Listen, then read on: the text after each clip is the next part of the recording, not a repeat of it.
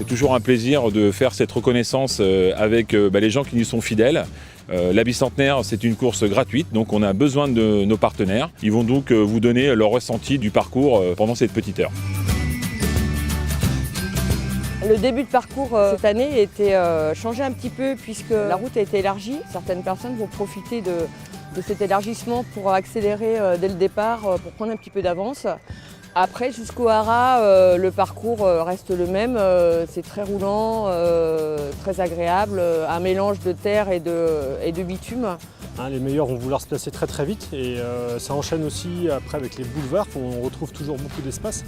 Donc je pense que les temps sont très bons et puis on retrouve bien entendu le Haras qui est un endroit superbe à partager au niveau de la course. Donc ça c'est un élément très fort du parcours. Première partie de course assez agréable, assez cool, avec pas mal de plats, mis à part la montée de la rue Caillé. La partie agréable sur la fin de la première partie, c'est le passage dans le Haras, qui peut être pour certains une manière de le redécouvrir ou de le découvrir tout court. Là, on va retrouver des chemins, des montées, des petites difficultés. Ici, peut-être que nos amis trailers vont pouvoir montrer le maillot un peu plus, mais je pense que de manière générale, c'est un parcours roulant qui s'adresse vraiment à tout le monde et chacun se fera plaisir.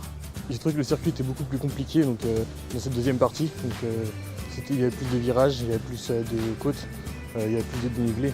On est à la montée de la roche qui commence à attaquer les jambes et on finit sur Chico Mendes qui, comme tous les ans, est la montée la plus compliquée juste avant l'arrivée. Je pense qu'on peut grappiller quelques secondes sur cette partie de course qui semble difficile pour la plupart mais qui peut être un atout pour certains.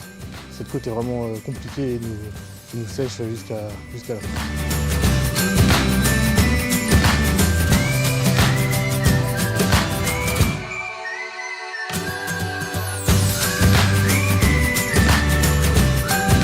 Alors, rendez-vous au 31 mars.